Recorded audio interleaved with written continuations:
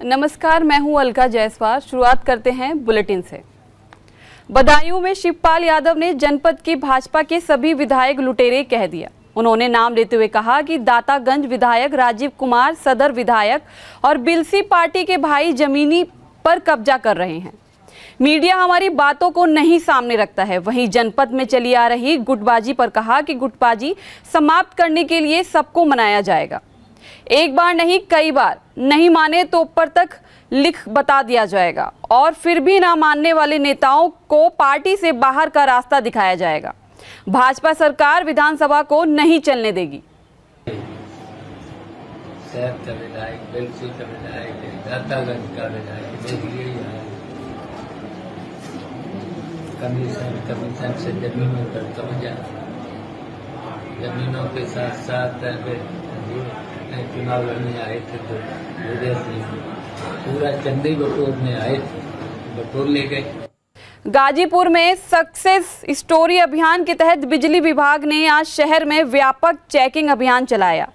अधिशासी अभियंता नगर गोपाल सिंह के नेतृत्व में रायगंज टाउन हॉल और कपूरपुर क्षेत्रों में दर्जनों उपभोक्ताओं की बिजली जांच की गई। इस दौरान 12 उपभोक्ताओं की केबल बकाया न जमा करने पर काटी गई। वहीं 3 लोग बिजली चोरी करते हुए पकड़े गए, जिनके खिलाफ विजिलेंस थाने में मुकदमा दर्ज कराया गया है। इसके अलावा 5 उपभोक्ताओं के पुराने मीटर बदलकर स्मार्ट मीटर लगाए गए। गोपाल सिंह ने बताया कि नगर के लाल दरवाजा पुलिस लाइन नंबर 1 और बड़ी बाग फीडर को सक्सेस स्टोरी के तहत चुना गया है, जहां बिजली चोरी और लाइन लॉन्स की शिकायतें लगातार मिल रही थी। चेकिंग के दौरान 7 उपभोक्ताओं के मीटर में स्टोर रीडिंग भी पाई गई, जिनसे अतिरिक्त चार्ज वसूला जा रहा है। विभाग की इस कार्रवाई के बाद बिजली बकायेदारों और चोरी करने वालों में हड़कंप मचा हुआ है। भगवान राम की जन्मभूमि अयोध्या में एक अनोखा और भावपूर्ण विवाह समारोह आयोजित किया गया। तमिलनाडु से आए एक श्रद्धालु जोड़े ने रामलला के भव्य मंदिर परिसर में 7 फेरे लेकर जीवन भर साथ निभाने का वचन दिया। विश्व हिंदू परिषद के केंद्रीय मंत्री राजेंद्र सिंह पंकज ने जानकारी देते हुए बताया कि तमिलनाडु से आए लड़के रमेश और लड़की सुजाता ने वर्षों पहले संकल्प लिया था कि जब तक राम मंदिर का निर्माण पूरा नहीं होगा वे विवाह नहीं करेंगे। रामलला का भव्य मंदिर तैयार होने पर यह जोड़ा अयोध्या पहुंचा और पवित्र वातावरण में विवाह संपन्न हुआ। दूल्हे रमेश ने दुल्हन सुजाता की मांग में सिंदूर भरकर जीवन के नए सफर की शुरुआत की। इस अवसर पर तमिलनाडु से लगभग 350 श्रद्धालुओं का एक दल भी अयोध्या पहुंचा था, जिन्होंने रामलला के दर्शन और पूजन किया। ये विवाह भक्ति, आस्था और भगवान श्री राम के प्रति देश भर की अटूट श्रद्धा का प्रतीक बना। भगवान राम की कृपा और आशीर्वाद से इस जोड़े का वैवाहिक जीवन सुखमय और समृद्ध हो, यही कामना है। परिवार आया और वहाँ की एक साध्वी जी थी, उनके वो सभी शिष्य थे। लड़का जो है, दूल्हा जो था उसका नाम रमेश था और लड़की सुजाता। इनका पाणी ग्रहण संस्कार यहाँ पर हुआ। उन्होंने संकल्प किया था कि अयोध्या का राम मंदिर जब बनेगा और बनने के बाद ही हम दोनों लोग शादी करेंगे, वो विधिवत। हाँ, तो वो लोग अपने पूरे परिवारों के साथ, रिश्तेदारों के साथ लगभग 300 लोग आए हैं। किस रीति रिवाज से शादी हुई है? किस विधि विधान से शादी हुई है? वैदिक रीति से उनकी शादी हुई है। अच्छा, और उनका जो अपना विधान है उसके अनुसार ही हुआ है, उनकी जब उनकी रीति रिवाज के साथ। और फिर उन्होंने यहाँ आज का भंडारा जो है उन्हीं के नाम से हो रहा है। हाँ, और मिष्ठान की व्यवस्था सीता रसोई के लोगों ने की है। उनको प्रसाद वितरण किया, जो लोगों को भेंट करना था भेंट किया। ये हमारी रसोई का आज बड़ा सौभाग्य है कि यहाँ पर किन्हीं और यूपी के कुशीनगर में चल रहे कुशीनगर महोत्सव का रंगारंग कार्यक्रमों के साथ समापन हो गया। लोक गायक गोपाल राय और आर्यन बाबू की गीतों पर लोग ठुमके लगाकर नजर आए।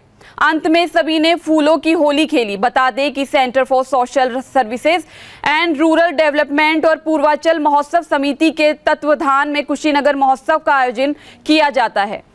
इसी क्रम में 12वें कुशीनगर महोत्सव की शुरुआत 27 अक्टूबर को हुई थी। एपीएन न्यूज चैनल के मैनेजिंग एडिटर कुशीनगर महोत्सव समिति के अध्यक्ष विनय राय के नेतृत्व में आयोजित 7 दिन दिवसीय इस महोत्सव का रंगारंग कार्यक्रमों साथ समापन हुआ। मशहूर लोक गायक गोपाल राय और भोजपुरी गायक आर्यन बाबू ने अपने गीतों के माध्यम से लोगों को झूमने पर मजबूर कर दिया। वहीं आंशिक सिंह और जुड़वा भाई नंदन चंदन ने लोक गीतों की प्रस्तुति दी। इसके पूर्व ऋषिका विश्वकर्मा, अभिषेक यादव, हरिकेश मौर्य, भास्कर श्रीवास्तव, सूरज मिश्र व्यास और बाल मुकुंद ने भी गीतों की प्रस्तुति दी।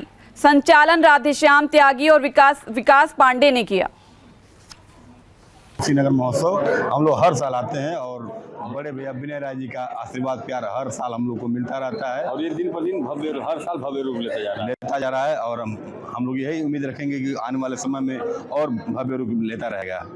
और मैं तो कहता हूं कि निश्चित तौर पे जिस तरह से यह कार्यक्रम 12 वर्षों से करा रहे हैं और सामाजिक क्षेत्रों में, धार्मिक क्षेत्रों में कार्यक्रम करा रहे हैं। मैं पहले भी बताया जिस तरह से स्वर्गीय अटल बिहारी वाजपेयी जी का एक सपना था नदियों को नदियों से जोड़ने का, उसके निमित्त जल का संरक्षण कैसे हो, क्योंकि इसके बाद सबसे बड़ा जो पूरे विश्व में जो होने वाला है वो जल के लिए होने वाला है। 151 नदियों के जल को इकट्ठा करके सूर्य भगवान के प्राकटोत्सव पर 31 जुलाई को भगवान का स्नान कराना, मुझे लगता है कि इतना बड़ा कार्यक्रम मैंने अभी तक नहीं देखा था जो लगातार 12 वर्षों से चल रहा है। मैं तो ये चाहूँगा कि आदरणीय विनय राय जी सामाजिक क्षेत्र में है, निश्चित तौर पे राजनीतिक क्षेत्र में भी आए, जिससे समाज का, इस क्षेत्र का, इस प्रदेश का भी भला हो सके। उत्तर प्रदेश के अमरोहा में दुष्कर्म के मामले में जेल में बंद आरोपी को छुड़ाने के मामले में पीड़ित के पिता पर झूठे मकान में फंसाने की साजिश रच डाली। पुलिस ने सारे मामले में जनता से जांच की तो 5 आरोपियों का नाम प्रकाश में, जिसमें आरोपी के भाई रवि ने 1 लाख रुपए में 2 हिस्ट्री शीटर बदमाशों को हायर किया था। एक बदमाश ने दूसरे बदमाश की गोली मारकर और बलात्कार पीड़िता के पिता पर झूठा मुकदमा लिखाने के लिए तहरीर दी थी, जिसके बाद पुलिस ने इसमें जांच की तो मामला फर्जी पाया गया। पुलिस ने सारे मामले में दोनों हिस्ट्री शीटर बदमाशों को गिरफ्तार कर जेल भेज दिया। बाकी तीनों आरोपियों की तलाश में पुलिस जुटी है। पूरा मामला अमरोहा जनपद के डिंडोली कोतावली क्षेत्र का है, जहां पर पुलिस को जानकारी मिली थी कि थाना क्षेत्र के ही गांव सहसपुर अलीनगर में एक युवक के ऊपर तमंचे से फायरिंग की गई। इसके बाद पुलिस ने इसमें गहनता से जांच की तो सारा मामला फर्जी पाया गया, जिसमें पुलिस ने साजिश रचने वाले और फर्जी तरह से घटना को दर्शाने वाले 5 आरोपियों के खिलाफ मुकदमा दर्ज कर लिया है। पुलिस ने 2 मुशीद और बशीर को गिरफ्तार कर जेल भेज दिया है। आरोपियों के पास से फर्जी घटना में इस्तेमाल किए जाने वाला अवैध तमंचा बरामद किया है। सीओ अमरोहा ने बताया कि 2 आरोपियों को गिरफ्तार कर लिया है। बाकी बचे तीनों आरोपी रवि, अशोक और कमरे आलम को जल्द गिरफ्तार करके जेल भेजा जाएगा।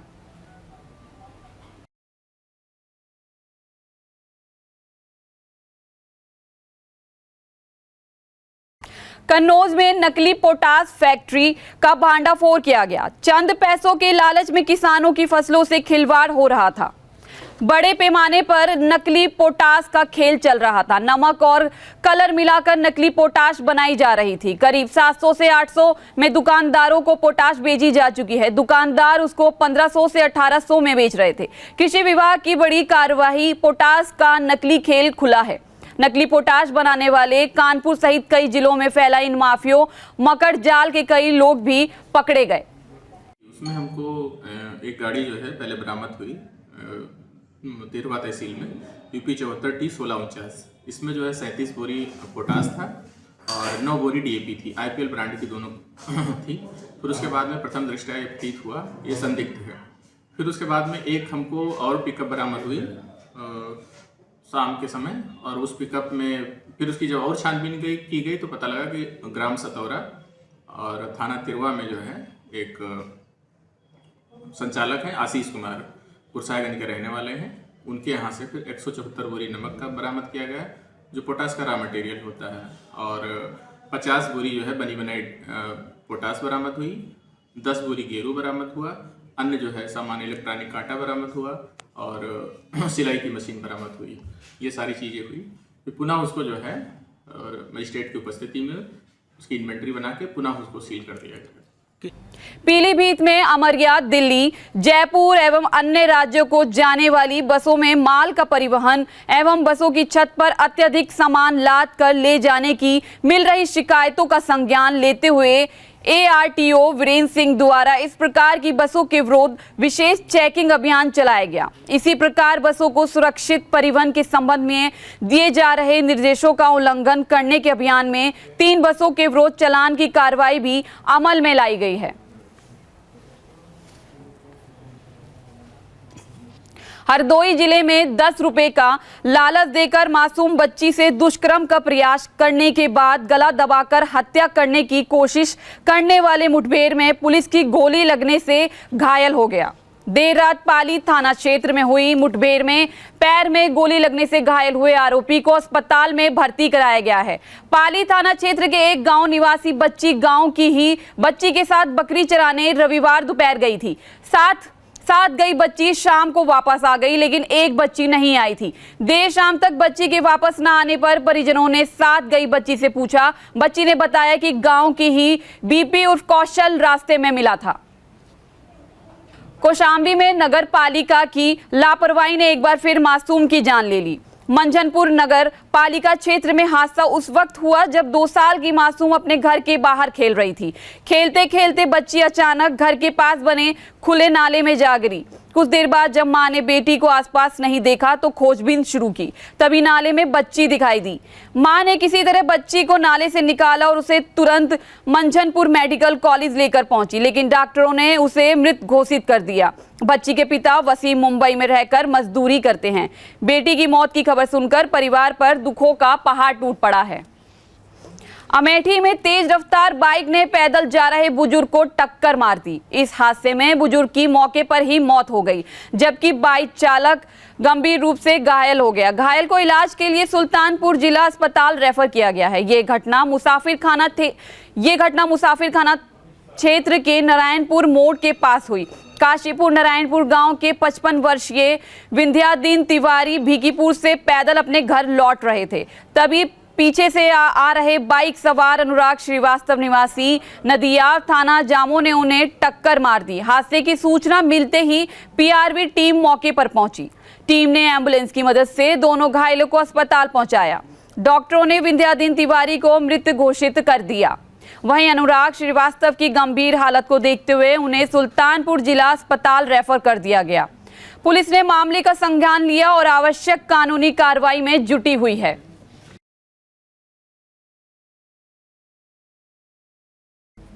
कौशाम्बी जिले में पुलिस गोताखोरों से मुठभेड़ हुई है। संदीपन घाट में थाना क्षेत्र के लोहरा गांव के पास देर रात पुलिस और गोकशों के बीच मुठभेड़ हो गई। पुलिस को मुखबिर से सूचना मिली थी कि कुछ लोग ऑटो में गोमांस लेकर जा रहे हैं। सूचना पर पुलिस ने घेराबंदी की तो आरोपियों ने पुलिस टीम पर फायरिंग शुरू कर दी। जवाबी कार्रवाई में पुलिस की गोली एक आरोपी जफर अहमद के पैर में लगी, जबकि दूसरा आरोपी नबीउल्लाह मौके से गिरफ्तार कर लिया गया।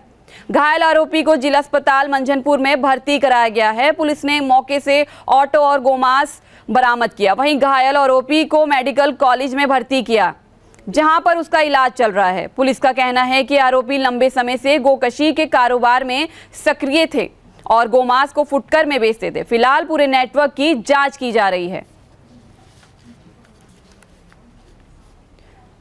लखनऊ आलू लदे ट्रैक्टर ट्रॉली और बुलेट की आमने सामने से जोरदार टक्कर हो गई।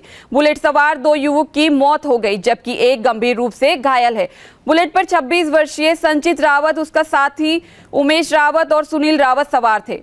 तीनों दरोगा खेड़ा जा रहे थे। सामने से आ रही आलू लदी ट्रैक्टर ट्रॉली ने बुलेट को जोरदार टक्कर मार दी। ट्रैक्टर ट्रॉली की हेडलाइट न जलने से ये हादसा हुआ। तीनों को घायल अवस्था में भेजा गया हॉस्पिटल, जहां संचित और सुनील की मौत हो गई। तीसरे युवक उमेश का इलाज जारी है। पुलिस ने दोनों के शवों को कब्जों में लेकर पोस्टमार्टम के लिए भेजा है। फरार ट्रैक्टर चालक की तलाश जारी है। थाना सरोजी नगर क्षेत्र की घटना।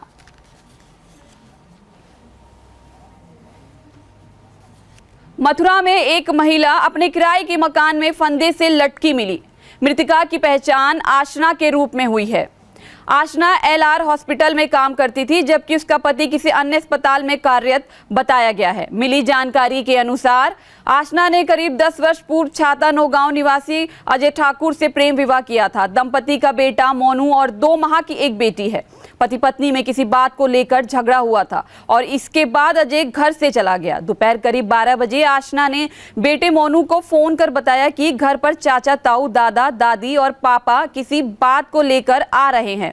इसके बाद से उसका फोन बंद हो गया। शाम करीब 6 बजे जब मोनू घर लौटा तो उसने देखा कि मां फंदे से लटकी हुई है। वहीं पास में उसकी 2 माह की बहन रो रही थी। मोनू ने तुरंत पड़ोसियों को बुलाया और मां को फंदे से उतारा, फिर पुलिस को सूचना दी। कोतवाल विनोद बाबू मिश्र ने बताया कि शव को पोस्टमार्टम के लिए भेजा गया है। रिपोर्ट आने के बाद ही मृत्यु के कारण स्पष्ट हो सकेंगे। पति और परिजनों की भूमिका की जांच की जा रही है। फिलहाल इस बुलेटिन में इतना ही। नमस्कार। ब्रेक के बाद रुक करते हैं अगली खबर का।